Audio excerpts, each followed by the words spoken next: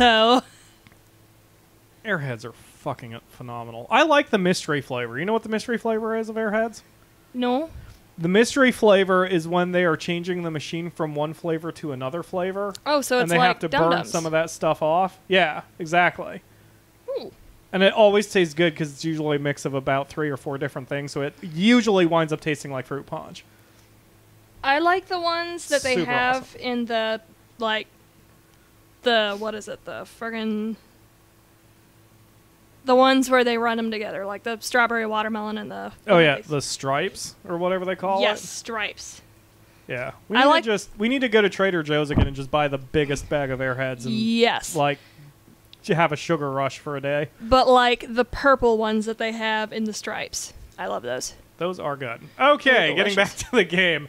And I have a cute lady on my computer desktop, which none of you are seeing, but, well, you've seen her before. But anyway. Alright, we are going to get started here. Whenever Yoshi gets here, we'll do mic checks and all that bullshit, but hopefully he'll be back soon. Alright.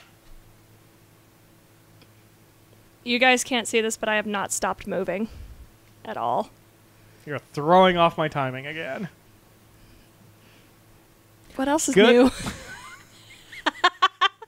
Okay, I'm Welcome done. back. Nah, fuck it. We'll just cold open from there. Okay. Welcome back to PyroFalkon's Let's Play Extravaganza, where it's your Let's Play 2.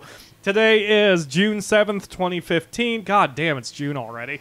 And you are watching Streaming Sundays, broadcast live on Hitbox. If you are watching this on YouTube, please join us every Sunday at 8 p.m. Eastern on hitbox.tv/PyroFalkonLPE. A link for that channel is in the video description. And today, we are going to hopefully conclude Choice of the Deathless. I said that last week. Hopefully we'll actually, conclude it this week. Because I want to move on to other projects.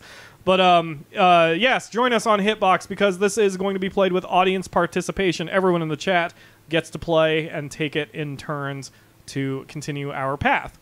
And just to summarize last week, we had a few additional paths that we took. We learned a couple cases, we banged Vega, and Yeah! then we beat the shit out of a demon that had possessed Ashley Wakefield. Best romance. We put her in a hospital and almost died, and as we are waking up, that is where we are continuing our tale from.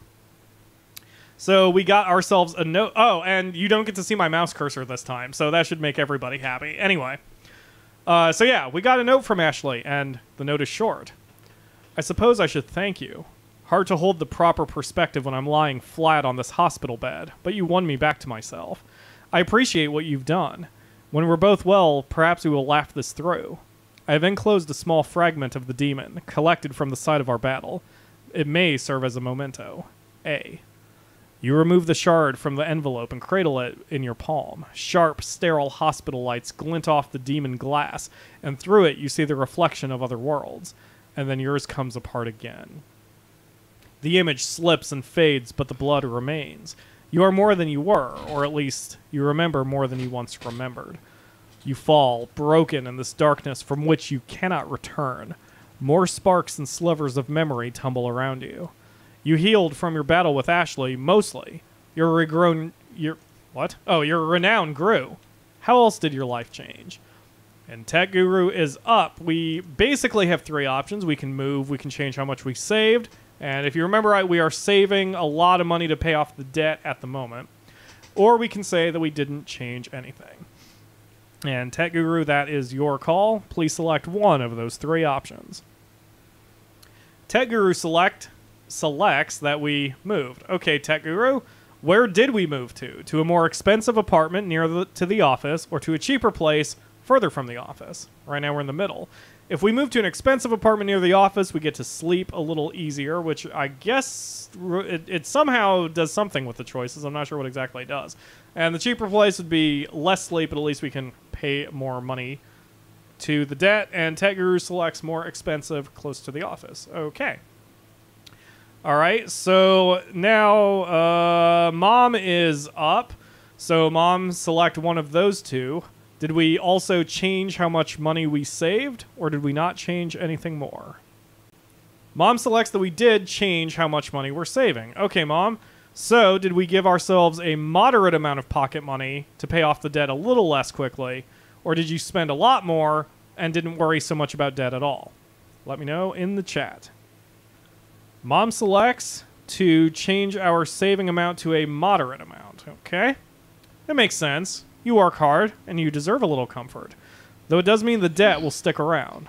How else did our life change? Nothing else, because we can't pay off the debt right now.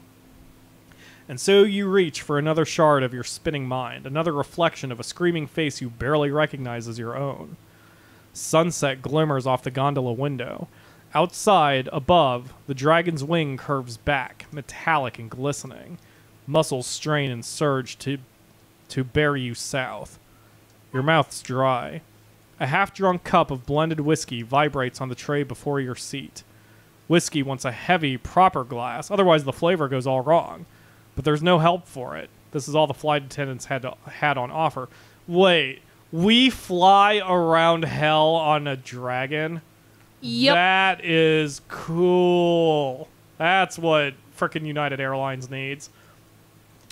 Pat Waby, I assume that's how to pronounce that, sleeps in the seat beside you, head back, smiling softly still. You're jealous. You'd hope to catch some rest on the flight, maybe inch toward recovery. You know your recent lack of sleep has hurt the quality of your work. Somewhere up near the catering station, a bell chimes. Waby turns, twitches, groans, and opens his eyes. How long was I out? How can you sleep? He grins. You can't. What's stopping you? So, Hal, you are up. What is stopping us?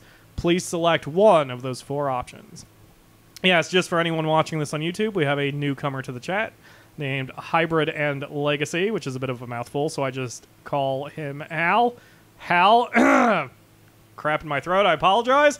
So, yeah, this is why you guys should join. I will always add you to the rotation, even if you join late. Please join me on Hitbox. And Hal replies with option 3. I'm having second thoughts about this whole thing. Conscience bothering you? You really should have that removed. Never get to sleep with it yammering on all the time. Not conscience. I think we're being kept in the dark. Of course we are. I've never deposed a goddess before, you say. Not personally. I've read records. I've worked through the theory. But the 2 of us alone? We don't have much intimidation value. And I have a few people suggesting it's Wabe? Yeah, Nwabe. Nwabe? Okay. Works for me. Nwabe tugs on the lapels of his jacket. He checks the alignment of his pocket square and ensures the cuffs on his shirt peek out a coy millimeter from his jacket sleeves. Man, I love the way this guy writes. I know. It's like candy. He removes a peck of lint from the left side of his trouser crease. I'm glad. If one of the senior partners came down here, Varkath or Nebuchadnezzar or even Stone, then Ajaya would be on her guard. Her priesthood would close ranks. We have a chance to surprise the goddess and her followers, to hit them when they don't expect. Where they don't expect, even. I'm glad for the opportunity. He bares his teeth in a broad, predatory smile. I am up, and... We've been role-playing Our Lady here as fairly smart, so... we shouldn't let personal vendettas shape our strategy. Of course not, but motivation is vital to strategy. If we do not understand our own motives, we do not understand our own limits. The more motives at play, the harder it is to serve them all. We're already trying to get the information we need to win this case, and win respect from the bosses while we're at it. You were born in Kath, he says, and you nod. In the New World and the liberated territories, gods have never been a problem for you. For me, not so. In some parts of the Old World, there is peace, but in others, the god wars never ended. The rise of craftsmen disturbed old balances of power, created new vacuums, and now gods and their followers make war. I left the Northern Gleb when I was 10 with my parents. Left the crawling fires and the night raids and the screams across the sky behind. I've made a life in Shikha. I have a good wife and strong children. They grow in safety. I feel no sentimentality for the old order and the death it brings. We'll do the job, you say. There may be a better way to answer him, but exhausted and half buzzed on bad whiskey and a cheap glass, you can't come up with it. You fly south over the fangs of Kath into the deepening dark. You land in Tassadon sometime after 1 in the morning. Flying south, you don't... what? Oh. Flying south, you don't fly into the future or into the past. No illusions of chasing the sun, only the deep dark and your aching back and legs and shoulders to drive home that you spent the last 8 hours in a too small gondola seat so far above the ground that you cast no shadow. You can't see much of the country on approach, only what moonlight and gaps in clouds reveal. Tall trees, thick leaves. What? Thick leaves. I hate the, like, I like the way he paints pictures, but his punctuation always throws me when I'm reading it. Like, he uses commas a lot less than I do. Tall trees, thick leaves, a rich, wet black shade of black you expect the morning will repaint green. Roads, a few of them, appear as razor gash in the forest from overhead, bleeding light. Some patches of the jungle shimmer smoky jade from underneath, the colors of a wine bottle placed over a candle flame, only bigger, a sheen the size of cities. The stars are clear and bright overhead. You're not used to seeing them back home in Chickaw. The landing ground itself is the largest unforested patch you've seen, and torn by dragon claws. Mooring docks for blimps needle up into the night, not quite as tall as the great trees. You stand with a drum solo of popping joints, gather your bags, shuffle through the ghost-lit insanity of baggage claim to the taxi stand, and, at last, to your hotel bed, and a sleep haunted by dreams. But what dreams? And Tink, you have the option. Please select one of those 4 options to tell us what kind of dreams we are having. Excuse me, Tink? Oh, shit. That's actually an option. I'm sorry, Tink. I thought you were making a statement, and my mind ran places. So Yoshi is here and getting settled, so we'll do his mic check in the next break, and then we will keep going. All right, so Tink selects, well, I'm, naked, and there are other naked people there too, and it's quite nice, actually. Oh, interesting. Anyone we know? That was fast. TC, is there anyone we know in the dream? Please select one of those 3 options. TC selects Vega, much to the Akamura's delight. A laugh and lips and cool hands so smooth. He looks like a blade without his clothes. Not that you take much time to look. Too much gravity pulls you together and light bends as you wake with a vague feeling of loss to mix with the dust dancing in the sunlight through the blackout curtains. Yeah. You were too out of it last night to notice any details about the hotel, but waking, you find that it's a tree. The hotel's many rooms corkscrew up a trunk as broad as an Ulamal stadium with huge spreading leaves overhead. The whole city looks like this from what you can see out your window. Buildings woven through trees resting in giant bark. Roads winding between groves, suspended by thick steel cables. Society spread between different layers of canopy. What is it? Nwabe? Sorry. Nwabe doesn't seem to notice or care. But you've never seen anything like it. Unfortunately, you've no time for tourism. Tomorrow's the first day of your deposition, and you have to prepare. This time you're on the defensive. Ajaya's suing transdimensional thaumaturgics, and your old friend John Smith, over water rights connected to that project you worked on back with Cass and Vega, the one with the demons. No partners here, though. No backup. Just you and Pat in the goddess's territory. So how do you spend your day? And that choice goes to Tech Guru. Please let me know in the chat which of those 4 options is how we spend the day. And TC says he's going to get the game tonight. Exactly. Guys, go buy this game. I didn't mention it at the top of the broadcast. A link to this game on Steam is in the video description if you're watching it on YouTube. It's only $3. Go buy it. Go support the writer. He's freaking amazing. And Tech Guru selects that we ask around about Ajaya and her priesthood. You're here for business, but there's more to business than contracts and paperwork. For a while, anyway.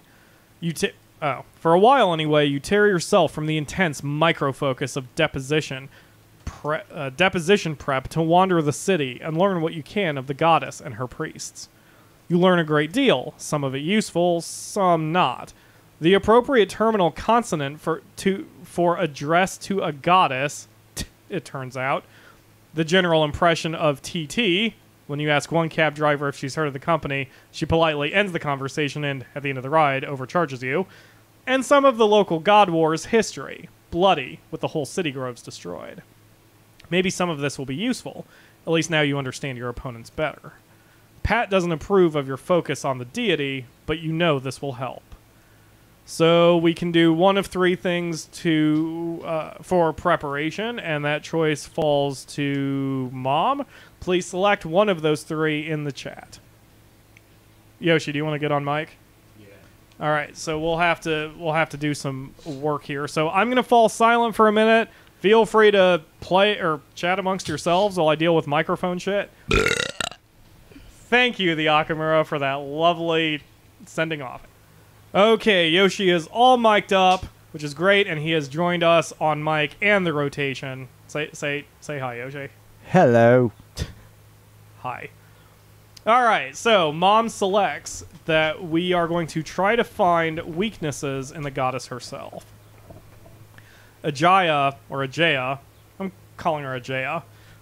When I call her Ajaya, it makes me sound like I'm saying vagina. It's like so close, I don't want to say it. Anyway. I don't use hard J's, I just Ajaya. Oh. Vagina.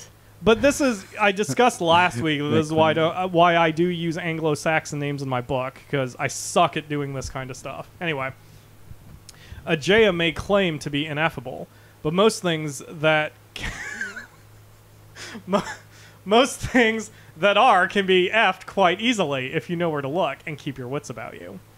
You visit the local library, a nest-like structure of glass and hardwood that grows between the leaves of a nearby magisterium tree, and devote yourself to the study of this goddess.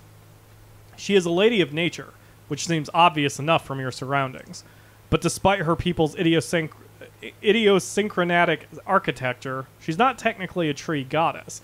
She moves through water, the water of the great rivers, the water that flows in the blood vessels of her subjects, the water that rises to the top of the trees. But she's not the only deity in this region. You uncover a whole panoply of Southern Catholic gods, connected to a range of tribes and villages throughout the greater Aegean River Basin. Whew. Mm-hmm. One in specific, a nature spirit reputed... God, I'm having hard times with words today. A nature spirit reputed to be the goddess's niece shelters her people near the Transdimensional Water Project. A coincidence, maybe. But you're not in the business of ignoring coincidences. Regardless, you've learned all you can here. The next morning's sunrise slants the shadows of branches and spears of pink sunlight across the suspended road. The temple grove rises above the lesser trees, trunks fat and thick and scaled with ancient bark. Branches broad as houses trail sleeves of moss. A stairwell woven out of vines leads from the road to the dark arch of the temple entrance. Impressive, you say. Craning your neck back until your muscles spasm, you still can't see the treetops. They vanish into the canopy. I have seen better, Pat replies. And rather than climb the ladder, he rises through the air under his own power, wreathed momentarily in shadow. You follow Show him. off. A hood-eyed priestess leads you mutely up a tunnel of interwoven branches, from which night flowers bloom. Oh, that'd be cool. I want to visit there. After a long climb between levels of this turning maze, you reach a bare, broad platform of woven, living branches. The inner ring trees of Temple Grove tower around you, and the air is the gold of the underside of leaves. The priestess retreats into the shadows from which she came. You and Pat stand alone in the center of the sacred platform. It seems opposing council decided to sleep in today. So how do we respond? Let's see. Mom was up last, so that is on Hal. Which of those four options would you like to say to Pat? Please let me know in the chat. Hal selects, I guess we just wait. No, the leaves say, and the wind and the silence of trees shaped into a word. That's weird. You jump half out of your skin and spin around, seeking a source for the voice. It comes from everywhere at once. Oh god, that'd be weird. The goddess, of course. Lady, you say, tone respectful, turning still in search of a place upon which to rest your eyes. Vines tremble. Flowers open. A gem-blue bird springs from a branch overhead and climbs toward the canopy, wheeling tight circles in the clearing.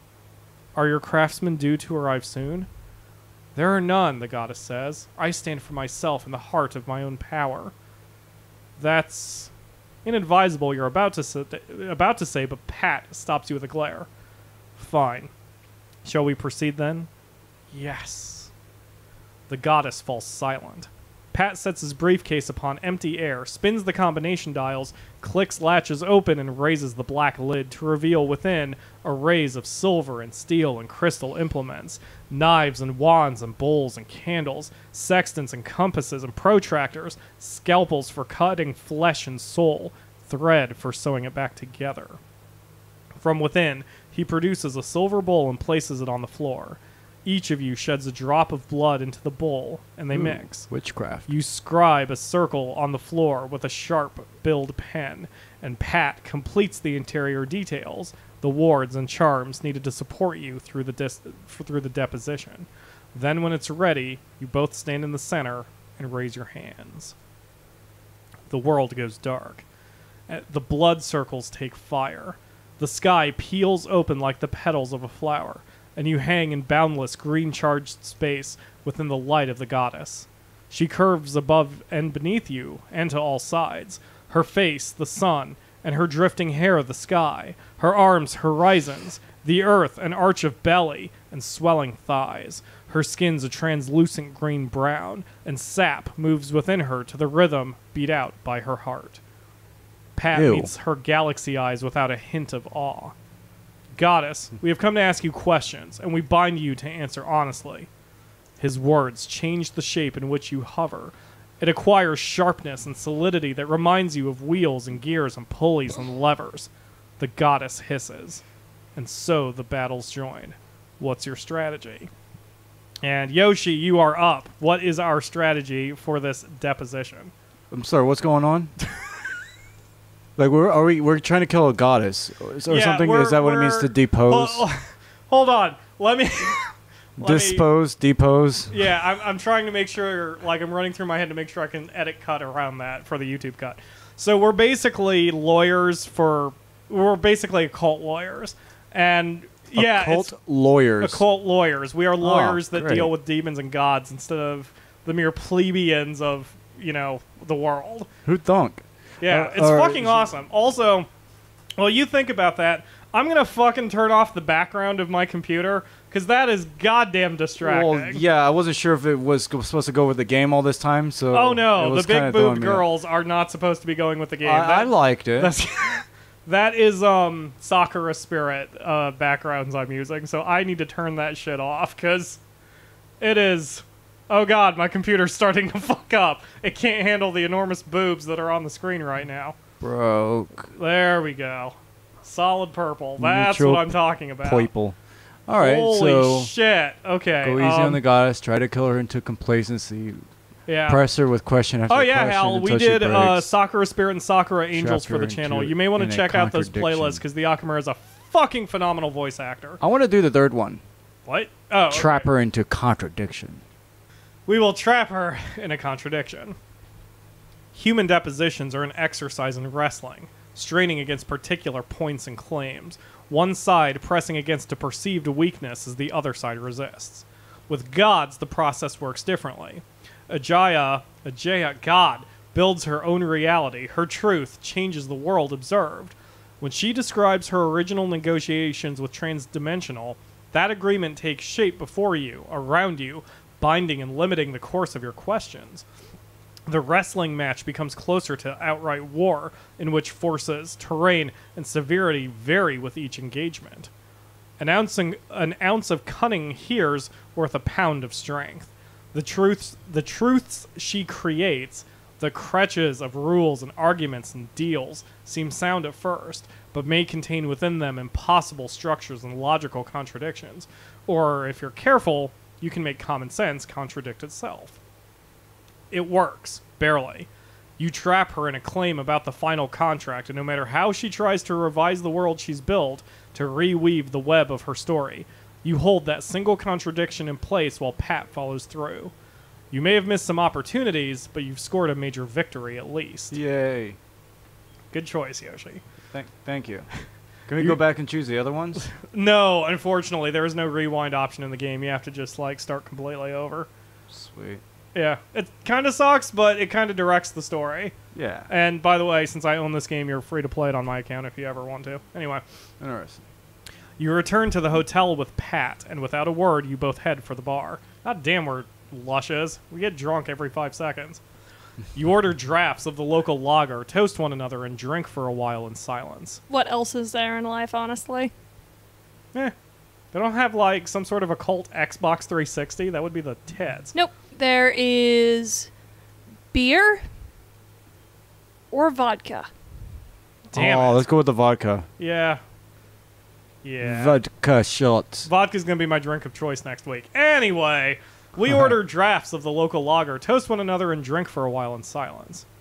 That was a near thing, Pat says. Close, you agree. I'm sure we missed something. Of course. We're not partners. She's representing herself, you say in disbelief. I didn't think anyone actually did that.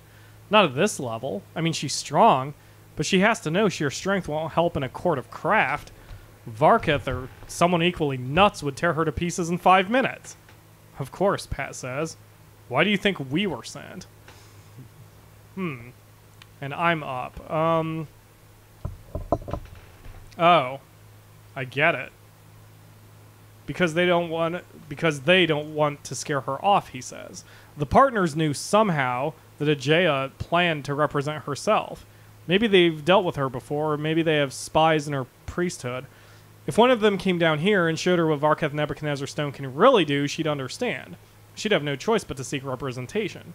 As it stands, even the points we score narrowly. She won't encounter craft of the named partner's level until it's too late to bring her own advisors on board. How do we respond to Pat's logic? Tink is up. Please select one of those 4 options. Tink selects, so we're being set up to take a fall for the good of the firm? Pat takes a deep drink of beer. That's one option. I hope not, but we'll have to watch ourselves once we get home, especially if we can't achieve at least a nominal success against the goddess. So we're stuck here, fighting a superior enemy with inferior tools in order to achieve an unearned victory. Welcome to office politics, Pat says, before he finishes his beer and calls for another. The two of you drink until the buzz hits. After that, Pat turns in early with plans to write his wife on the Nightmare Telegraph. You're left alone in the bar. You settle up your half of the check and go for a walk. Wait. A Nightmare Telegraph? Yeah, like he can talk to his wife through her nightmares? Yeah, you get to communicate through dreams and nightmares in this world. Like, that's how everyone is kind of binded. Oh, cool. Yep. All right. Like, this world seems like it'd be kind of interesting to live in, but I wouldn't fucking want to stay there forever. It seems a little scary. Yeah. Outside, the suspended sidewalk sways gently in the breeze, and nightbirds sing from branches overhead. A fleet of bats flit by, dark and fast in the dim streetlights. Far below, the eternal night grinds ashes into the carpet of the forest below. That's beautiful. A lone star glints through the leaves above. Or maybe that's a dragon, high up, flying west. They volunteer for aerial transport service, dragons do. Young ones that haven't yet accumulated a horde. Yay, dragons. The work, the routine, the whole exercise amuses them. And when it ceases to amuse, they stop. You wish humans had it that easy. Apparently we are thinking here. So what is our thoughts, TC? Please select one of those 4 options. TC selects that we are being used. Yes, you're an employee. Yes, you're supposed to do what you're told. But this is different. It's one thing for the firm to ask you to lose sleep for a month or 3 preparing documents for a case that will never go to trial because of a last-minute settlement. It's one thing to have your mental and spiritual faculties directed to make a handful of deathless kings even more deathless. It's one thing to be more familiar with the dead and undead than with the living. It's quite another to be used as a duck blind. You and Pat were sent as distractions. That rankles. What do you intend to do now? And Tech Guru is up. What do we intend to do now? Please select one of those 3 options in the chat. Tech Guru says, maybe it's wrong, but the job is the job. Give this assignment my all. Phosphorescent purple flowers unfurl from vines in the canopies of the magisterium trees, lighting the dark with false stars. Beautiful sentence. Hard to read, but beautiful sentence. You're here to do your job, and you will. You chose this road a long time ago. Flinching now will soothe nothing but your conscience. The starflowers glare from the canopy, and you stare back, unblinking. You realize you're smiling when the muscles of your face start to hurt. Those false stars stare at you in your dreams. The next morning, you and Pat return to Temple Grove together. Pat looks well rested, excited for the day's battles. You wish you could say the same about yourself. Again, you draw blood and mix it. Again, you scribe the craft circle about yourselves and descend, or rise, into the world of gods. Yay. Again, Ajaya takes shape above you, around you. Again, she gives the darkness form. What's your strategy for today? And Mom, you are up. What is our strategy for today? You can select any of those 3 options. Mom selects that we play bad cop. We press against Ajaya's version of events until it breaks. Good cop, bad cop. The role you play doesn't matter if the adversary is too great. Pat's an admirable craftsman and you're no slouch yourself, but your opponent is a goddess. And after a near fight yesterday, today she's brought her full power to bear. You've never felt anything like it. Maybe Pat has. You'll have to ask him if you survive this. Ajaya's memory palace has grown in the night to a dark lady's iron fortress like you used to hear whispered of in stories when you were a kid. An invulnerable demesne of pain and fire. Demesne? I don't know. She breaks your essays against her with imperious will, with a cold, natural certainty in her power that no human could ever match. You stole your fire from them, after all, from the gods. God damn, let's read that sentence again. You stole your fire from them, after all, from the gods. It's a long, bitter day, and in the end, your only satisfaction is the thought that you were supposed to fail all along. And that's not much satisfaction after all. You and Pat manage to maintain your composure as you leave the Temple Grove, but in the taxi to the airport, the 2 of you collapse. It's a long, smooth flight home. Pat orders a whiskey and soda and sips it slowly as you fly north. We did well. Better than anticipated, I think. It's over at least, you say, as the dragon flies back north into the cold. I would not be so certain, he replies. Nothing is ever over. To the north, a storm gathers, and a bolt of lightning kisses cloud and earth at once. You shiver. Weather is destiny sensitive. Cartoli proved that, after all. But it's only destiny sensitive when there's an awful lot of destiny at stake. You hope this particular storm has nothing to do with you. And a thought runs through our head. And Hal is up. Please let us know in the chat which of those 4 options it is. Hal selects can't be. Everything seems to be going well. You fly north, into the storm, and through. Not all weeks are created equal. Some expand to fill months of subjective time, moving weeks, for example, in which each day raises a whole opera's worth of unexpected obstacles, miscommunications, unpleasant surprises, and histrionic fits. Other weeks pass in a breath. A week devoted to a single massive task, finish this brief, or perfect that outline, or read these 3,000 documents, evaporates as fast as a drunk's piss on a Badlands ghost town sidewalk at high noon. God damn, Max Gladstone is awesome! The week after your return occupies exactly the length of a week. On Friday afternoon, bent over your work, you hear the silence deepen. You set down your knife, wipe the blood off your hands, and turn to see Varketh standing in your doorway. Burning eyes watch you through the holes in the mask of his face. Ms. Kang, I wanted to congratulate you on your success. Do you have a moment? Of course, sir. No, go away. How did you find it? Find it? The experience of combat with a goddess, and of being outmaneuvered at the last. How did we find it, Yoshi? Which of those 4 options would you like to pick? Enlightening. I like that one. Enlightening. He nods. How so? You choose your words carefully. There's more to this business than I thought. More than the craft, even. Many neophytes in the craft make the error of assuming that mystic might has value independent of its effect. The craft is a form of power, that is all. Other forms of power, applied correctly, are every bit as useful to the craftsman, if not more, as you have seen. As I've seen, you echo. There are traps in his words, and you don't want to fall into one. Or craftswoman. Quite so. You think you hear a hint of humor in his voice.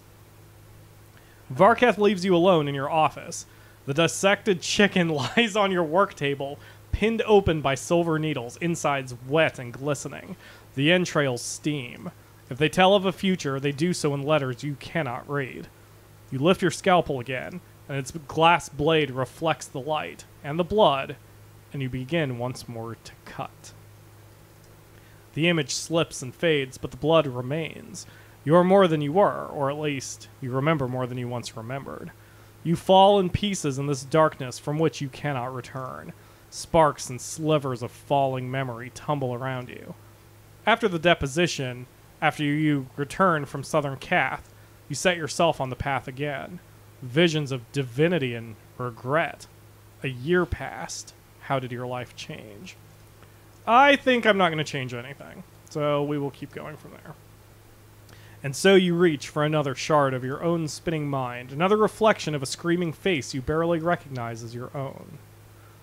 You can see all Shikaw and half the lake from the partners' meeting room on top of Craig Tower. Your world, for the last few years, laid out in miniature. There's Gillespie's, the restaurant where you played poker with partners and demons. Edison Pier, where you confronted Wakefield and she was possessed, juts out into the gray waters of the lake. It looks so peaceful from this distance. You touch the glass, trust it's cold to keep you awake, keep you sharp. You can even see your apartment from here. You wish you could sit back and just enjoy the view, but you're not here to enjoy anything. The partners have summoned you, and you come in obedience to their will. The big 3 sit behind a tall desk, Varkath in the center, Nebuchadnezzar to the left, and Stone on the right. Varkath clasps his hands. Nebuchadnezzar rests hers one on top of the other on the desktop. Stone's folding a piece of paper into smaller and smaller pieces. You have no idea why they've summoned you. You're on target, working according to plan. You even successfully deposed that goddess last year when you weren't technically supposed to. You have made an impression, Nebuchadnezzar says. Her one eye is cold as a blade at dawn. You note, she doesn't say what form of impression. Stone speaks into the silence. We've called you here because you have a significant opportunity. You remember John Smith of Transdimensional Thaumaturgics? I think, Varkath says, that she remembers. Stone's chins quiver. Smith has requested that you accompany him on a negotiating mission to Agargath, to the Demon City. And then they look to you for your answer. What is our answer? Tink, please select one of those 4 options. Tink selects, that seems oddly specific. With all due respect, I'm not sure I trust Smith. With all due respect, Nebuchadnezzar replies, trust is a rare commodity in this business for a reason. Smith runs his thumbnail across a crease in his paper. The nail produces a rasping sound, almost a tear. He's asking, wait, should that be Stone? I think so. Because, like, Smith's not in the room, so Typo. that must be, that's either Stone or, Varkath. Anyway, the nail produces a rasping sound, almost a tear. He's asking for something precise on short notice because he thinks it can gain him an advantage. Short notice? Visions of your many deadlines dart through your mind. Short indeed, Varkath says. You leave tomorrow. Looks like we don't have a choice about this. Which settles it for the meeting. Tomorrow, you're bound for the Demon Realm with an executive you barely trust, even if you did save his life once. Sort of. You retreat to your office to gather your equipment and check your mail. Plenty of people expect work from you in the next few days, which leaves you with apologies to write and send. At least you have a good excuse. You wonder what you should post on your office door. Out of town doesn't quite cover it. Among the piles of requests and documents marked FYI, now why do people do that anyway? It's not as if it makes it more than a minute's thought to explain what the document is and what action you should take based on it. You find a few pages that have nothing to do with work. Cass has sent you a note. I heard about your trip. Is there any way we can talk before you go? Outside the office, I mean. C. Here's a note from Vega. Congratulations on your new assignment. The partners show a great deal of faith in you, but please don't take affront when I suggest caution. Can we speak in private? It's signed with his seal, of course. You don't have time for private conferences, and you have too much to finish today to call off work early, but maybe one of them could meet you at home. So who meets us at home, TC? Chen, Vega, or neither? Please select one of those 3 options. TC selects Vega. I always think of Vega as James from Mass Effect 3. Oh, yeah. Vega! I need to try beating Mass Effect 3 again. Super Street Fighter. Yeah, that asshole. He's one of the few I can actually control correctly. Anyway, we ask Vega to meet us at our apartment. You dash off a note to Vega and head home to pack. You finish work, make it home around 9:30, and set yourself to frantic packing. Drawers roll open of their own accord and items fly through the air into your suitcase. Toothbrush, scalpel set, silver thread, fetish set, compass and astrolabe, lurid paperback. What else? What else? And what else are we packing, Tech Guru? Please select one of those 4 options. I'm not reading those all out loud. You can read them off the screen. Tech Guru selects rope. Always need rope. Or people always need rope. First aid kit, compass, knife, a few tracking beads, odds and ends. The craft is a preparer's art, and while blasting bad guys with magic and calling the dead back from beyond the grave to do your bidding might be fun, it's not efficient. Better to have a few useful tools to start, and then use craft as needed, which is to say, be prepared. You're debating how to fold your jackets when you hear a knock on the door. You open the door and find Vega waiting, dressed in the same pale gray suit he wore to work. He nods his head, not quite a bow, but the remnant of one. You can take the man out of the old world, but you can't quite take the old world out of the man. May I come in? You usher him past you. He reviews your living room in a blink, taking in the high ceilings, the granite counters, the brass fixtures, and the beautiful view. Homey, I like it. How do we respond? Oh yeah, we are in the, I think we're in the moderate distant one now. Yeah, we're in the moderate the middle distant apartment at this point. Anyway, how do we respond? And Mom, you have the floor. Please select one of those 4 options to respond to Vega. Mom replies, I wanted to sleep closer to work. It's certainly better than sleeping at work. Indeed. I understand the desire, he says, though I myself often wish I could rest my head as far away from the office as possible. Sadly, I would then face an impractical commute, harder to bill while stuck in traffic, though some partners manage. Is that really what you came here to talk about? No, he said. I just want you to be careful. I know Smith, I've worked with him before. Not as closely as I have, and trust me, he's wheels within wheels. He might put you in danger just to gain himself some ground. I've seen it happen before. I've been on the receiving end. I spent an hour yesterday trying to convince Angelica, meaning Nebuchadnezzar, to stop them from sending you on this trip. But they weighed the risks and found my advice wanting. How do we respond to that? Hal, you are up. Select one of those 3 options. Did you just, like, get pizza on coffee filters? We're not that classless, dude. Go get a friggin' plate. You put pizza on coffee filters? That's brilliant. Genius. Cheers. Cheers. Hey, if you don't have a good plate, that's what you use coffee filters for. It's like I always tell Mom, if your hands are dirty and you don't have a napkin, that's what your socks are for. It's pretty easy to understand this kind of thing. I love how I'm the most recent college student here, and I have more dignity than the both of you. And dignity's for suckers. Anyway, Hal I chooses... fart dignity. You fart dignity? Yeah. Is that what you just said? Yeah. Wait, I take it back. Never mind. I fart dignity too. You fart dignity in shit class? Indeed. As Tech Guru says, these kind of conversations is why this game's been going on for 3 parts. Indeed. But anyway, Hal selects... Because of our Seinfeldian banter. Exactly. Hal selects, you're worried... Well, if I just wanted to do this without, like, this kind of stuff, I wouldn't even do it live. But what fun is that? Anyway, for the 4th time, Hal selects, you're worried about me. He holds your gaze for a moment, then looks away. His skin's porcelain pale, and the trace of flush shows clearly. I'm worried about our business. Sure you are, Vega. Of course. He stands beside the couch, purpose discharged, but the silence hardens around you both. You become aware of a precarious balance, as if the room and the pair of you stood on the edge of a knife. Vega meets your eyes. His irises are a gray so pale that it's almost white. I care about you, he says.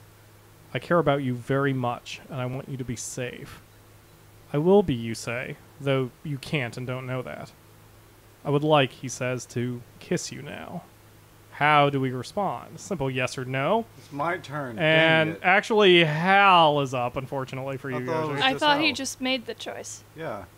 I am an idiot. Yoshi, you're up. How do we respond? Goddamn. Personally, I want to smack whoever is saying that because I've made the mistake of saying I would like to kiss you in a girl. Yeah. And I saw the fear open up in her eyes and then realized I made an awkward cool. mistake. But the thing here is, like... To actually say it and all that, I don't know. Vega has an established relationship, but it works. Yeah, So we've already one banged works. him once. Yes. Oh, okay. We have already stuck our dick in that.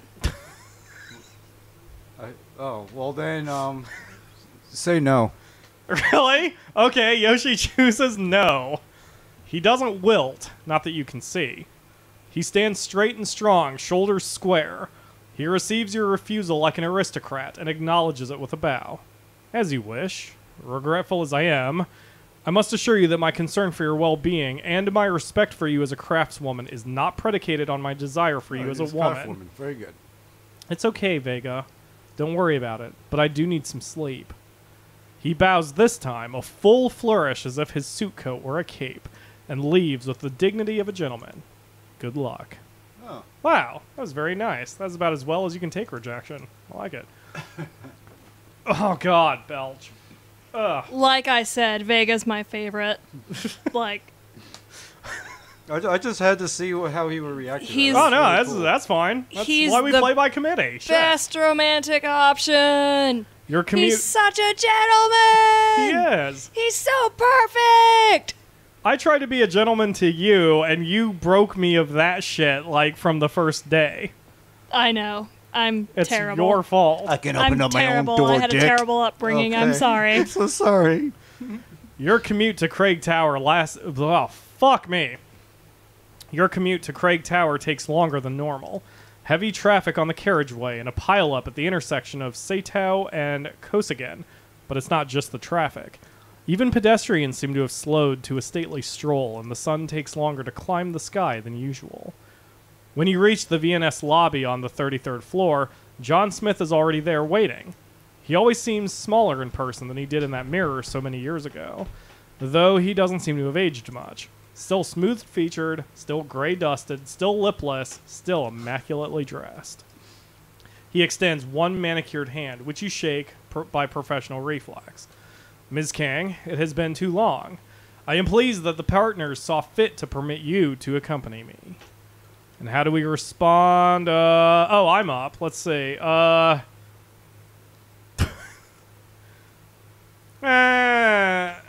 want to say, why did you ask for me? But that's not really how we're role-playing her. We're kind of role-playing Lord Voldemort.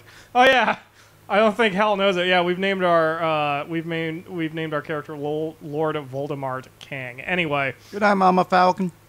Oh, Mom's leaving? Yep, yeah. I knew it. Old lady time. All right, have a good night, Mom. All right. Let me see if I can edit around that. The missing kink. I am... Fuck.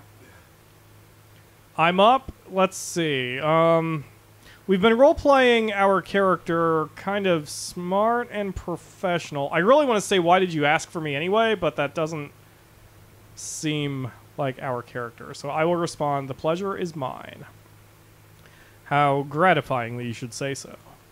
They're waiting for us upstairs. You gesture to the lifts. After you? You ride up to the 55th floor together, neither speaking. Smith hums slightly in the elevator, a song you don't recognize. When you arrive, the named partners are waiting. Smith steps forward to meet them, hand out, smiling. Before you can follow him, you hear a voice of chimes and wind behind you. Excuse me? You turn, and it's Rogue! You haven't seen the big lug nearly as often as you'd hoped in the past few years. He found some sort of custodial job down at the docks, better than his previous, at least in terms and conditions. And last year you went to his art opening. Didn't understand much of it, but then you didn't expect to. He beckons you with one claw. Looks like Smith and his partner and the partners will be busy for another few seconds, so you step to one side. Ra'ok, what are you doing here? How'd you even get into the building? Aunt Angelica, followed by a nod to Nebuchadnezzar, asked me to come. She says that you are going home. That last word has a strange resonance in his mouth. How would you sound after a few years in a place where even the physics were different? With him, he points to Smith. That's the plan. He touches his chest and you hear a slight crack. He extends his claw to you, and within it, you see a sliver of glass. Here, if you are in trouble, this will allow you to call upon my people for aid. That's different. So how do we respond to that offer? Tink is up. Please select one of those 3 options. And yes, Ra'ok is a demon that we helped in part 2, Yoshi. He basically looks like a giant praying mantis, essentially, except he's jet black and scary. Pretty. Yeah. Kind of cool, though. Catching up on comments. Wow, that conversation went places. Let's see. Most conversations do when I'm involved, unfortunately. Yes. Or fortunately. Tink selects, thank you, that's so kind. You hold the sliver up to the light. It's scalpel edged, and you can barely grip it without cutting yourself. You see scratches on the surface like writing. Maybe an insignia? Beautiful, but it means nothing to you. The world waits for you, he says, and scuttles away down a side passage without meeting your gaze. You turn back to join the partners and slip the token into your pocket. You'll have to find a pouch or something for it later. Nebuchadnezzar nods to you as you approach. Your summoning contracts arrived an hour ago as promised. An aide hands you a scroll which you unroll and scan. The contract repeats its terms in High Telomere, Demoniac, and Catholic, with a bold declaration at the top that lists all the translations have identical meanings. Reading the Catholic, you imagine linguistics spinning in their graves. Upon your entry into the demon plane, you'll have a body roughly equivalent to yours in this world, and be subject to an equivalent of human limits as regards actions over a distance, causality, and so forth, anchoring you in the local physics. Fine. In exchange for this, you and Smith pledged to negotiate in good faith a deal between transdimensional thaumaturgics and Akagath. The contract's void in the event of your death. Wow. All right, so how do we respond to viewing the contract? TC, you are up. Please select one of those 3 options. TC selects, why the good faith clause? Because, Smith says with a slight smile, they don't trust me. Especially not after our last engagement ended in such an intriguing manner. Not a lot of trust to go around, you say. Well, this is hell, after all. Indeed, Nebuchadnezzar says.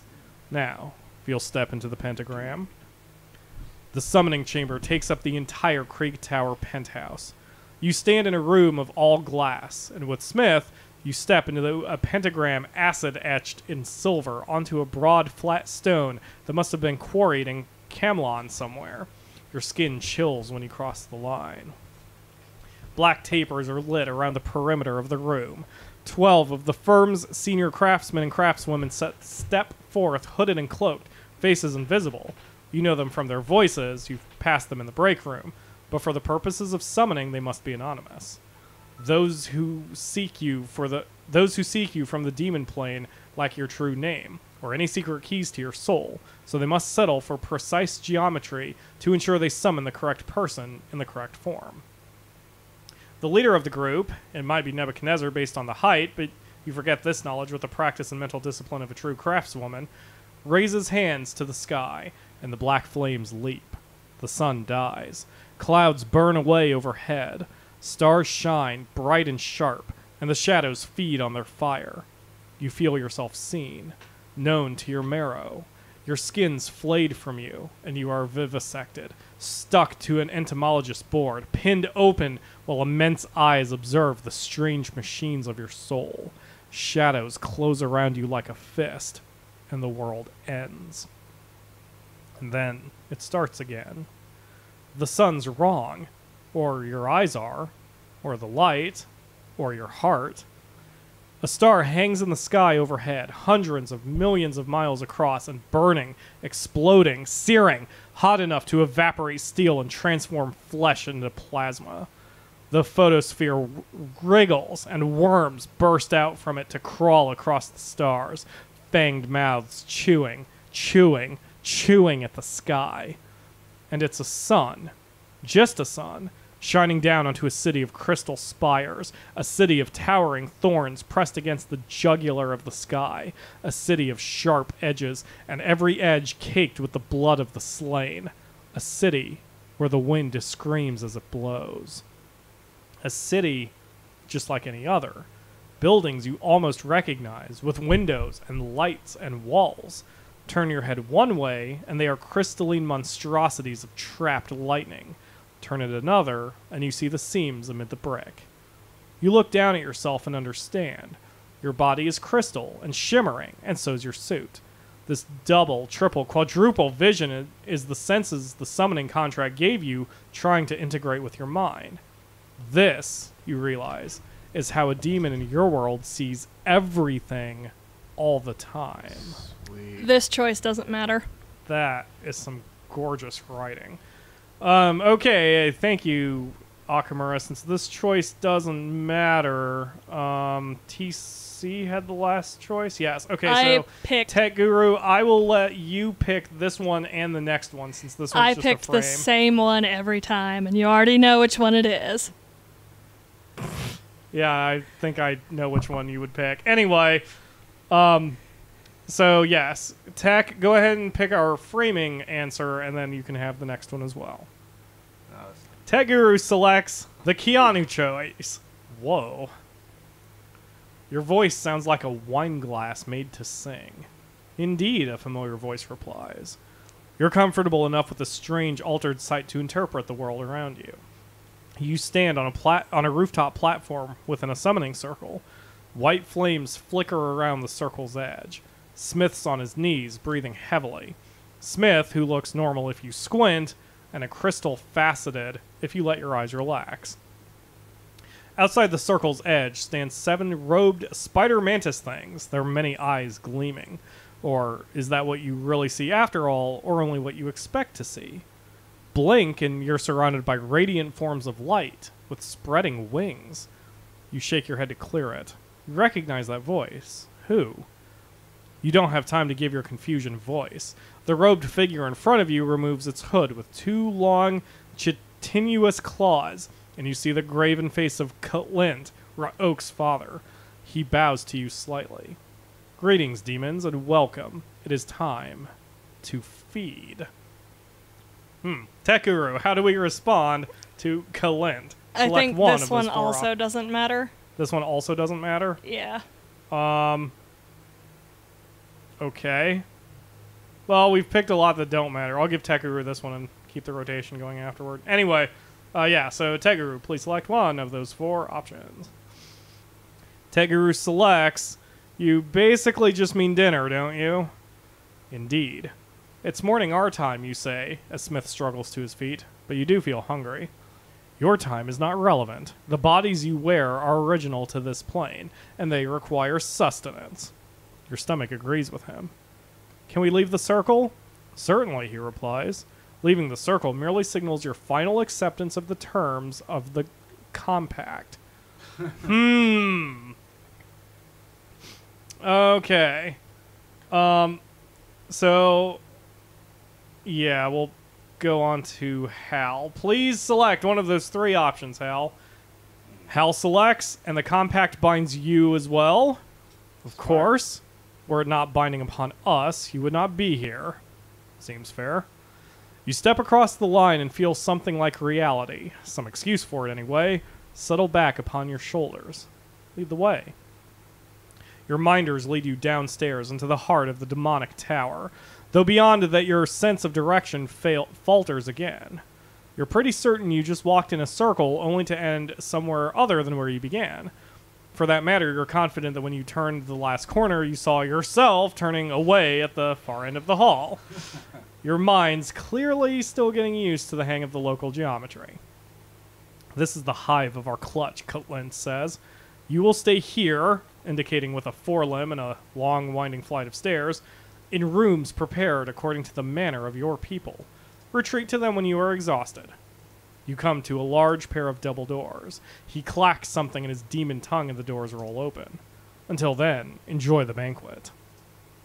Say whatever you like about Smith and his repeated battles with the demon plane. You'd have a much kinder impression of all parties concerned if they featured this level of feasting more prominently. The sun has set during your descent, though there doesn't seem to have been nearly enough time for that when you add it all up. Whatever. The stars are out, their constellations as alien as everything else in this strange plane. Dancers and spiders and webs and geometric shapes. Just only when you blink, they're not stars at all, but massive eyes unknowably far away, each one staring at you. The party, though, is grand. You sit at a long table beside Smith and Lint and demons of many shapes and forms, most insectine, mantises, and centipedes with children's faces, and immensely tall water striders with female torsos, but no heads, but mouths all over. And perhaps that's why he said clutch earlier. Dinner turns out to be something best described as a steak, if they made steaks out of sex and hope and joy. Good. So good. Okay. The best I ever came up with was that I ate something and I likened it to unicorns farting directly onto my taste buds. Anyway, accompanied by a red wine with notes of autumn childhood happiness and a light finish of your first kiss, which is all to the good, until you begin to ponder what they killed to make a steak that tastes like that, and which grapes they crushed to earn that wine.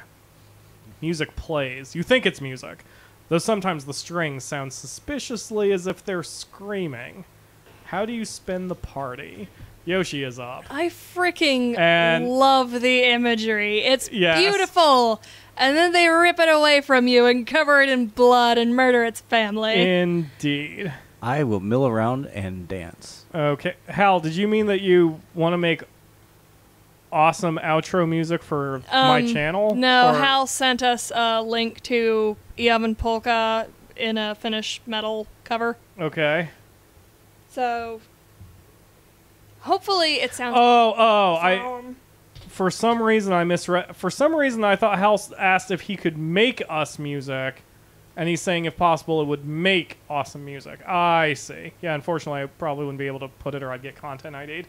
Anyway, one more time, Yoshi. What is your number choice? 2? That you mill around and dance. All right. After dinner, the music grows a spine and percussion.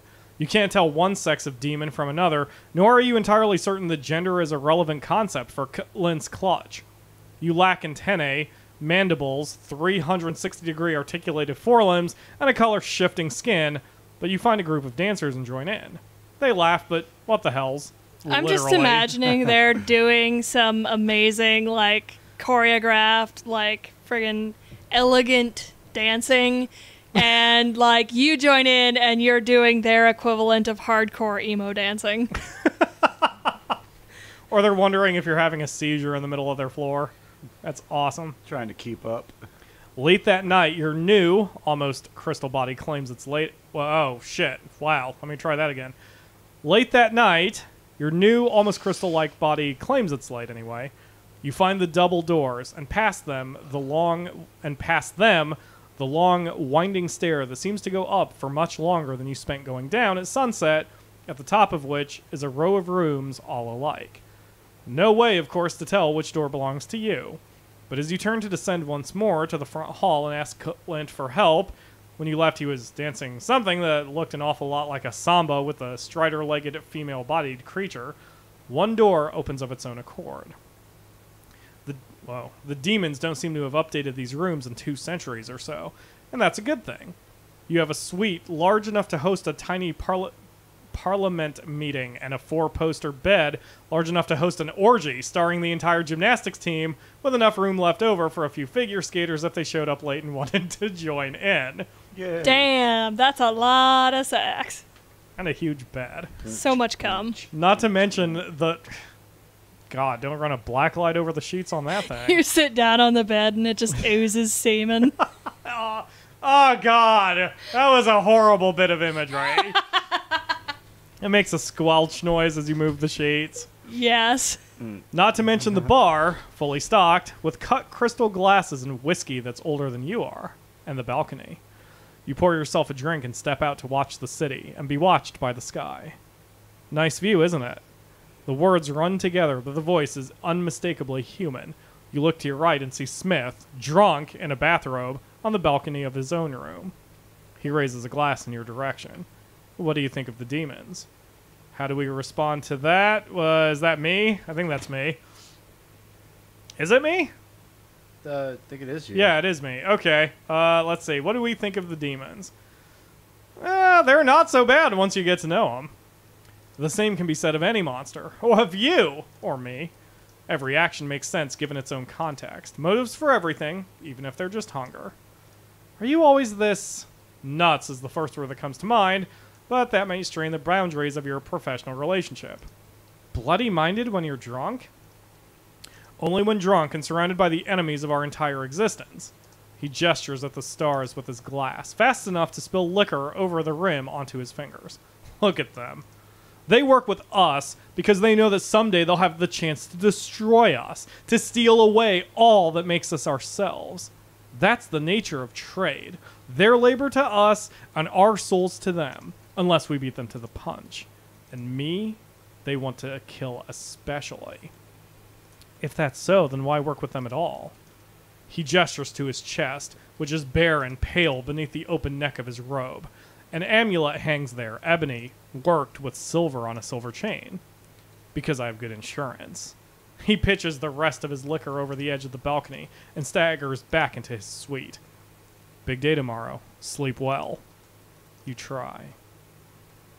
You expected the meeting, the negotiation, would take place in a conference room of some sort, and the conference rooms would be much the same here as in your world. Neutral places, mental and emotional dead zones, stable enough for experimentation. Probably with a fake plant in the corner, besides a coffee thermos, a pitcher of lukewarm juice, and a box of bad tea. But Kalint leads you, in a strange 8-legged cart with a driver but no horse, to a towering round structure that more closely resembles a stadium than an office. You hope this is another case of misinterpretation. That, in fact, you're being taken to a small office buried within this monstrosity-sized nest of crystal thorns and girders. But the stadium analogy holds, as you're guided through long, narrow, echoing passages out a recessed door, and find yourself standing with Smith on an oblong field in the center of which stands a round table. Kalint sits across the table. From the stands watch, to your estimation, over 100,000 demons. Smith does not seem concerned. He grins, advances to the table, and takes a seat. The door behind you closes. You have no choice but to follow and take your seat beside him. The stadium goes quiet. When Kalin speaks, his voice echoes over the field. Smith, transdimensional thaumaturgics, has enticed us into contracts before with false promises and lies. We have fought you for years over payment for our previous job. Many of our brethren feel betrayed by the firm that sends you here. All traces of the previous night's levity are gone.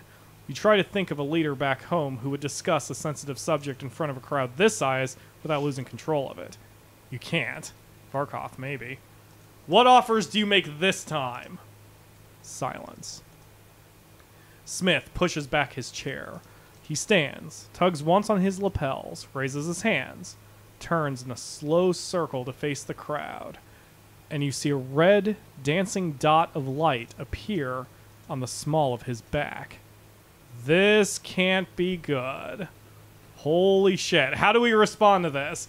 Tink, you are up. Please select one of those 4 options. Tink selects that we knock him out of the way. Tear you from your comfortable cocoon and throw you into a vat of acid. You realize that I'm editing around that bit, so like now the YouTube edit has no idea why the hell you just said that. That's good though. Everyone on YouTube, come to Hitbox. Anyway. Exactly. Where I can regale you with this horror show. You dive for Smith, grab him by the waist. No time to think.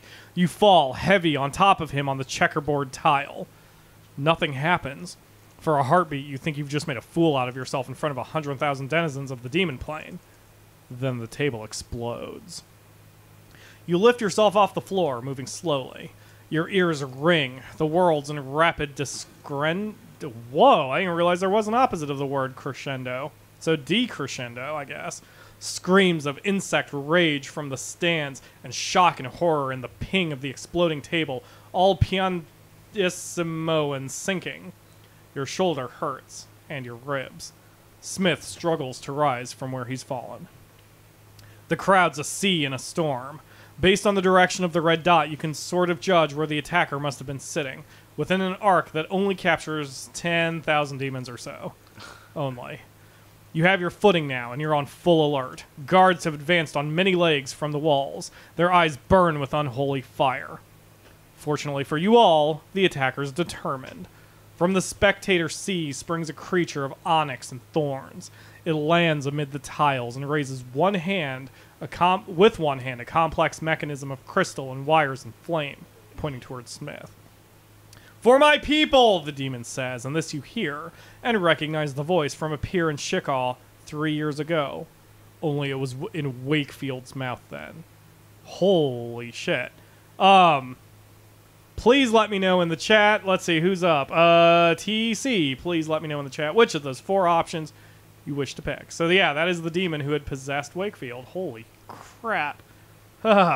Scary. It's all coming full circle. It's all coming full circle. It is definitely coming full circle, and everything is connected too. Like, that's awesome. TC selects, I spring my trap. Well, it's not a trap precisely, but it's the best you could do operating on unfamiliar territory with no time to prepare. You expected this guy to show up again, or else a friend of his, but without a true name or detailed personal descriptions, there's only so much you could do. Easier, though, to bind Smith. With no control over the venue, you wrote the craft circle on your own skin before you went to sleep last night. Took some doing, but you brought the tools along. A simple gesture, and Smith stands in a sphere of rippling light. The sphere is a symbol. What it does is invert the vector of any force that crosses its borders. Within it, Smith is perfectly safe, albeit somewhat cramped. Unless he were to do something stupid, like, say, step outside the sphere. Like he just did. You dive to push him back in, and... zip! Another red dot appears, this time in the center of Smith's chest. Only this one's not made of light. And it spreads. He blinks, looks down, and falls. You run to him. So does Clint, but you get there first, and you're kneeling by his side when he breathes his last wet breath. Your hands are red with his blood. That, at least, keeps its color on this plane. Smith! You shout his name. You feel his pulse, but he's gone. His white shirt's gone red, and there's a hole in his tie. But something shines beneath and through the red. A circle broken by the points of a star. The same emblem on his insurance glyph he showed you last night. The blood rolls back into Smith's chest, leaving his shirt white. You draw back. You've never seen this before. Smith's eyes open, and they are black on black, and stars burn within them. He stands, brushes off his jacket. He's alive, but he's more and less than he was. What the fuck? I assume this doesn't matter? Nope. F-bomb! Smith grins. His grin has too many teeth. There are dimensions to him that you've never even seen before. Actual dimensions, new physical elements orthogonal to all those you can describe. He stands taller now. His fingers lose their skin and lengthen into talons. His hair's black flame. The world bends and shivers with his laughter. Clint needs no prompt to action. He leaps for Smith, mandibles open, claws unsheathed. Smith raises his hand, and the movement blurs forward and backward in time at once. Clint flies back through the air, slams against the stadium wall, and breaks. He lies still, spiderwebbed and cracks. You stagger back, stunned. Guards leap at Smith, and against these he does not even bother to gesture.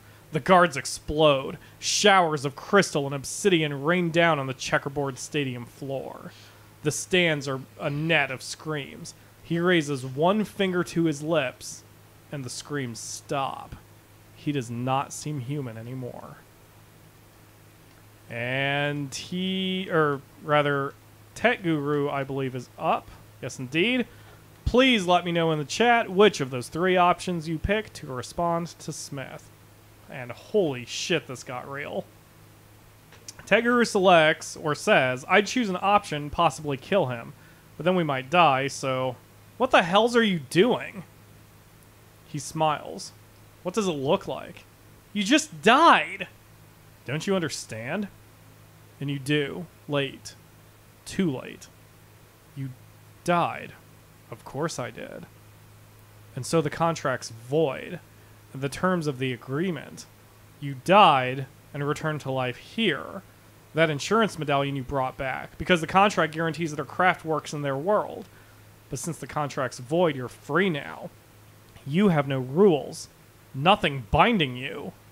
He grins. All-powerful. I like the sound of that. And for what? Do you plan to kill them all, the demons? Why would I? They're excellent workers. You can't hold this power long.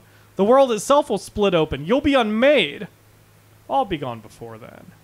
All I need is to force this labor contract through. I have them at my mercy now. I won't make my predecessor's mistake. Deal with them as if they're human. Permit them to carry out their dark designs through our work. I reduced her, and I survived their attempted assassination, which I'm sure you can imagine didn't much endear me to them. And now I'll take my advantage and my leave, staggering back home with tales of a gallant negotiation, great success, and at last, betrayal. Ooh. And that puts Hal up. Yes, Hal is up. Please select one of those 4 options for us to respond to. And Hal screams, God damn it, in the chat because he knows the timing and he knows that he's not going to get the last option, apparently. So Hal selects forced labor, godlike powers, great. So how long do you think it'll take to wrap all this up? There's a ball game I'd like to catch back home at 7. You assume a great deal. You don't like the sound of that. And then you see it. You can play Demon King all you like. The contract will break the second someone realizes it was signed under duress. A deal under duress is no deal at all. Oh, wait, we said that to him. My bad. Exactly, he says. And no matter how I warp this world to convince them, with a wave of the assembled silent demons, this was all their idea to begin with. I couldn't do the same to whoever VNS sent along. They'd have a demon's body, but they wouldn't be part of this world any more than I am. Add that to the other piece of evidence, the insurance, the activation of which I'd have to explain. So I asked for you.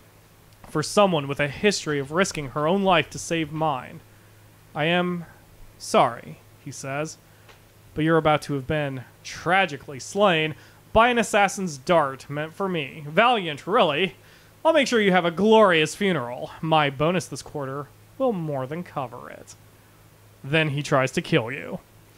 And Yoshi, you are up. How do we pick? Which of those 3 options? Damn it. I instinctually want to go with number 3.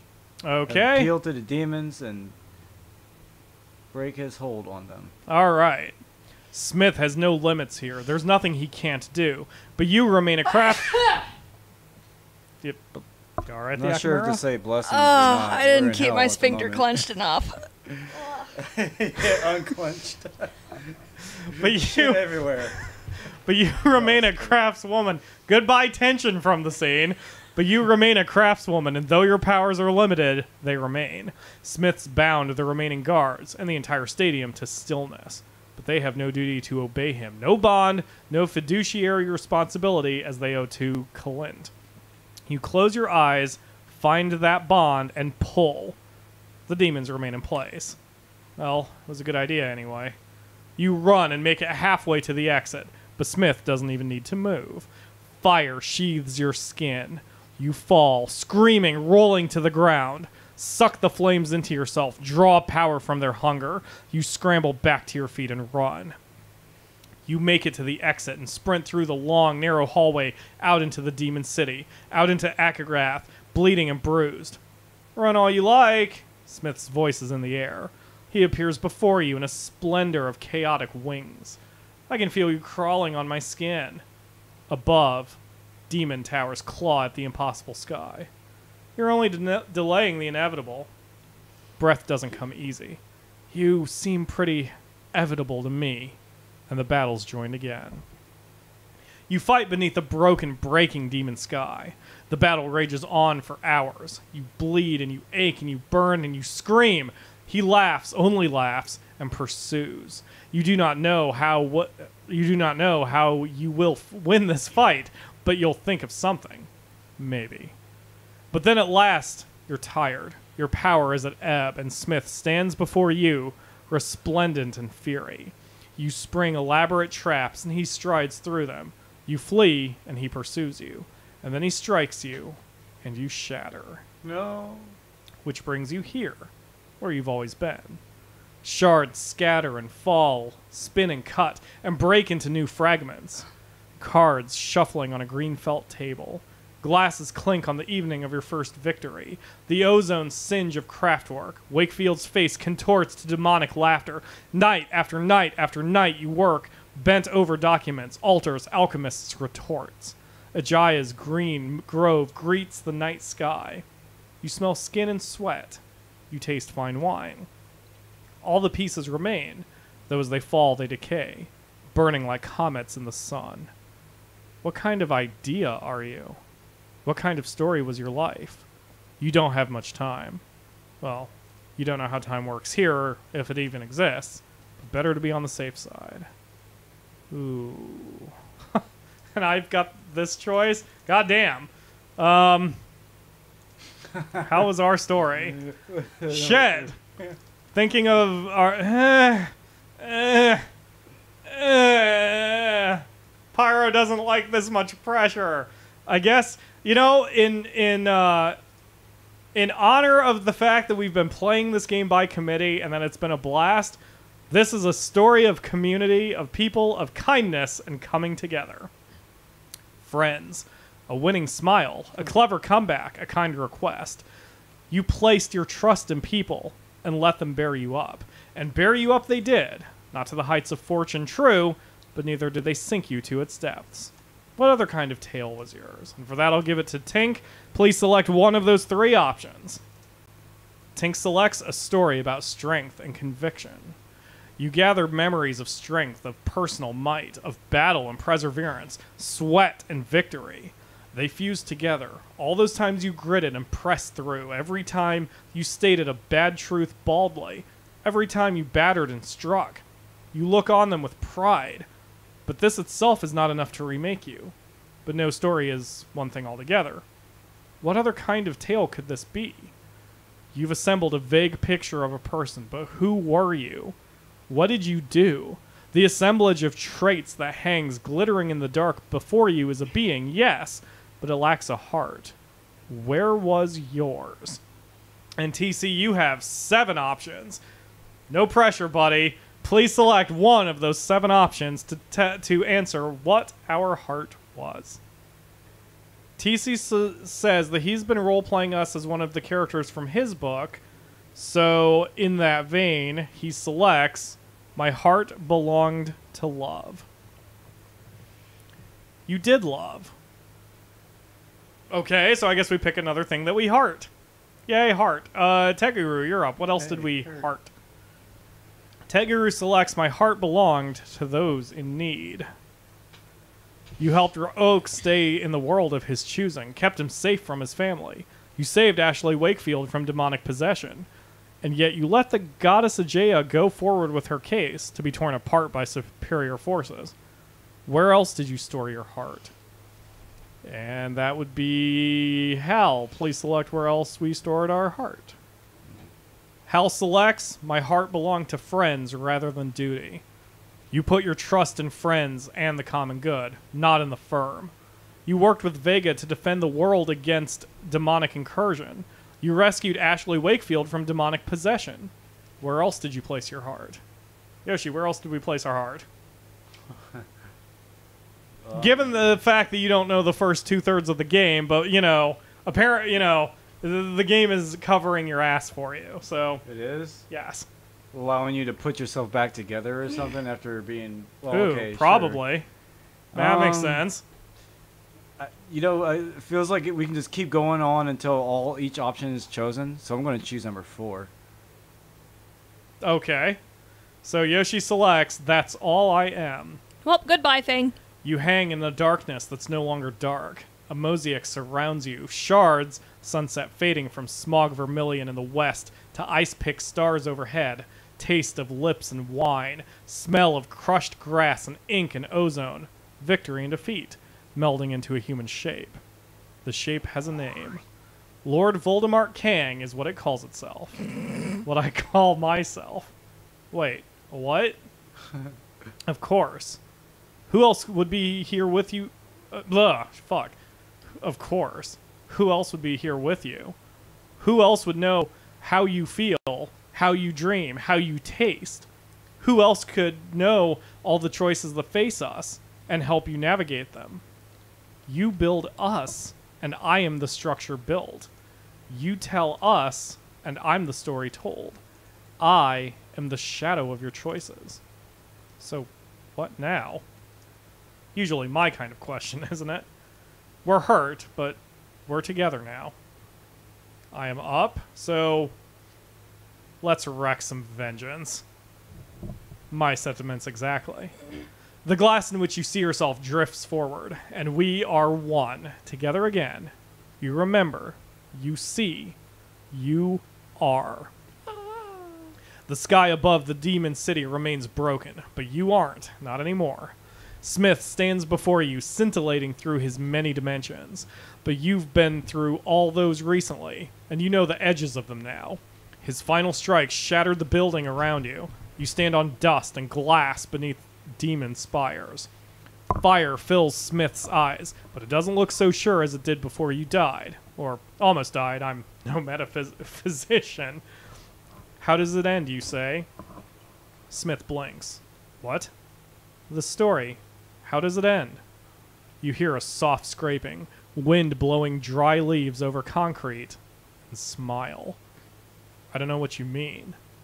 You laugh. Don't you get it? You're outside the rules of this world. Your power doesn't have limits, but that's blocked you out. You're not part of the story's ending anymore. I am the ending. No. Let me tell you how this ends. It ends with one of apparently 3 options, and Tink, you have the call. Select with the demons in revolt, with my friends coming to stop you, or with heroic self-sacrifice. Please select one of those 3 options. Tink has made her choice and chooses with my friends coming to stop you. The scraping grows insistent. Smith looks up, and everywhere as space screams and tears, and your friends step through the gaps. Cassowary-chan, Pat, name I can't pronounce, Vega! Oak, free. As a resident of Domain, he's now immune to Smith's control. Even Angelica Nebuchadnezzar, stern as ever. They stand in awe. Wow. They stand in the air above you, and power pours forth from them. You join yours to theirs, and together you force Smith to his knees. He need not fear the demon world, but the powers that tear him apart have traveled a long way from home. He screams and burns like a cinder. Your soul spent, you fall to your knees and know no more. You wake in a hospital bed beneath an unfamiliar ceiling. You are alone.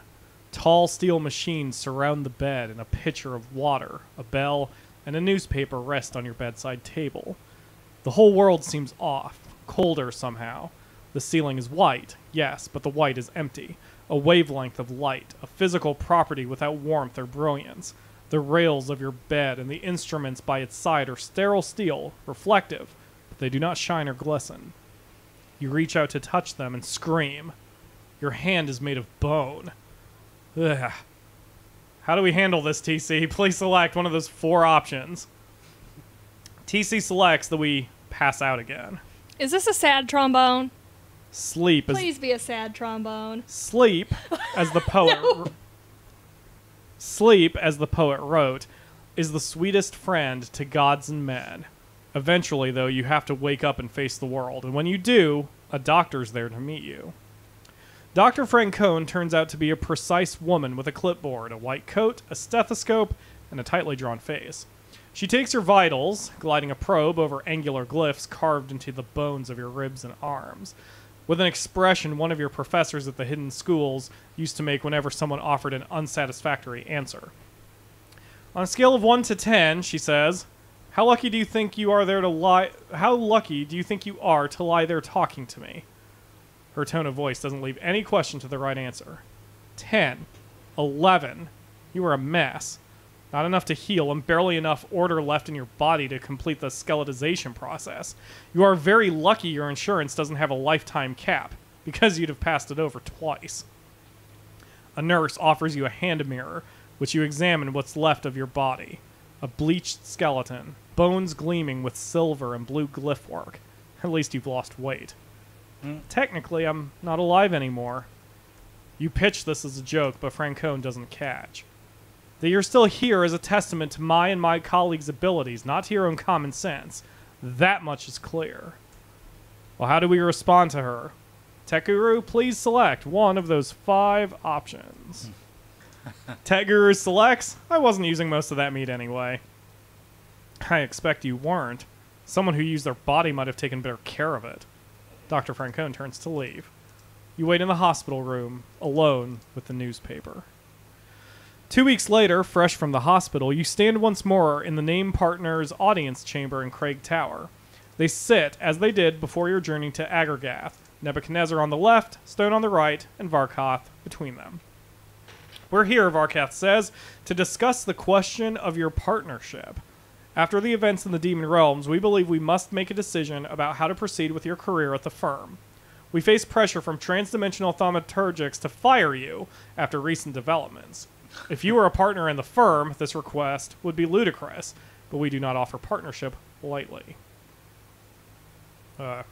Game? There you go. Nebuchadnezzar clears her throat. I personally like King as a candidate. In the affair of the transdimensional thaumaturgics wards, she and Counselor Vega protected us against demonic incursion on their own. Lord Voldemort has done admirable pro bono work. With Vega! Stone adjusts his immense bulk on behind the desk, mops his brow, and consults his notes before he speaks. Intense real-time engagement, she has proved her ability to resolve demonic possession with minimal harm to the possessed. And at last, Varkath speaks. In addition, she is popular among her co-workers. She performed admirably in deposing the goddess Ajaia, though the task was far above her pay grade. On balance, Ms. Kang also plays a fine game of poker. You wait.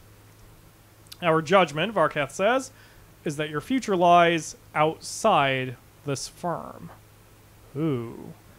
And Hal is up. Please select which of those options you want to respond with. Hal selects, I'm disappointed, but I think it might be for the best. Indeed, says Stone. Varkath breaks the ensuing silence. We do not plan to rush you out of the firm. Your path leads in a different direction from here, that is all. You will have 6 weeks to arrange your affairs, and if we can be any help to you as you seek new opportunities, please let us know.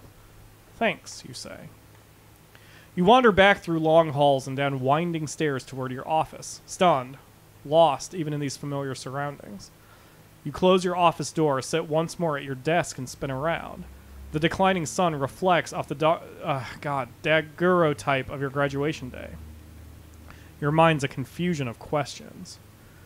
You have a truly absurd amount of student loan debt. The kind of debt where, if you default, they'll send people after you with knives.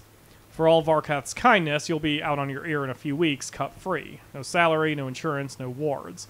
It's freedom, but freedom with this kind of debt is scary. You've given this job so much, your flesh, for starters. And for all you've done, here you are, on your own. How's that for loyalty? You remade yourself in the demon world. You told your own story. How does that story square with this? A knock on the door breaks you from your reverie. Claire, from your resource center, steps into your office. Ms. King, you have a visitor. We have 3 options. Yoshi, you are up. Which of those would you like to select? Send them in. Yoshi selects to send them in. Okay, she says with a tone of voice that means your funeral. She holds the door open for Raok, tall and resplendent in a form of chitinous obsidian armor you've never seen him wear before. What's going on here? I hear that you are near a point of transition in your life, and before that moment passes, Raok says, I would like to offer you a job. What? I, Raok says, am here representing my convalescent father and the demon consortium of Akergath. You saved us. We clearly require our own representation, in addition to our long-term relationships with human craftsmen. We would like you to join us in this capacity. Thank you, you say. Outside the window, cottony clouds streak across the blue sky, but between you and that sky hangs a pane of glass. Here you are again. You face today, as every day, the same question you faced in that dark interval of shattered mirrors. What life do you want to build? Given how much fucking debt we have, I accept Oak's offer. You think back over the last 7 years, over your life in this city and around the world, working to the benefit of those with enough wealth to employ a firm's craftwork team at several souls an hour. If you've helped people, you did so at cross purposes with the dread edifice of dark magic that has paid for your salary since graduation. At least with the demons, the risks are clear, and your role is straightforward. You nod to Raok. I'd like to hear more about your offer. Good, he says. I will have papers drawn up. Now if you'll excuse me, you say, I have some thinking to do. Your tone leaves little for argument. Raok files out. Alone in your office, you turn and face the window. But you're not alone, not really. Your friends won't forget you. You have a new body, and eternity ahead. The pieces of your life hover before you, shimmering, spinning fragments. You have a long path to walk, but the sky above your world is whole. That was an awesome story. We hope you've enjoyed playing Choice of the Deathless, and I hope everyone in the chat has as well. This may be the end of this episode and the series, but it's by no means the end of Streaming Sundays, where we continue to do audience participation games, and I try to do as much of these choice of games as possible, although next week I'm going to be getting drunk with Levi as we try to drive a semi-truck around Europe. So that's what's happening next week, is I need to take a little bit of a break from choice of games. But just so you guys stick around, you should follow me on Twitter with @PyroFalkon, where you will get the latest information on the videos that I release. If you are watching this on YouTube, please join us every week, every Sunday at 8 p.m. Eastern on hitbox.tv/PyroFalkonLPE. A link is in the video description, as well as a link to Choice of the Deathless on Steam, which is only $3. Definitely worth picking up, because I'm not going to replay it for the channel. If you guys want to see the other paths, if you want to plow Ashley Wakefield, buy the game. There's a lot of cool things in this game, and I'm certainly going to play it a second time off camera. So if you are watching this on Hitbox, stick around for the after party where Yoshi and I will be playing some Dynasty Warriors 8, which sounds random, but I need a little bit of action-oriented gameplay right now. But if you are watching this on YouTube, thanks for watching. Please consider joining us next week, where we do pre-shows and after parties. And I will see you next week for another stream.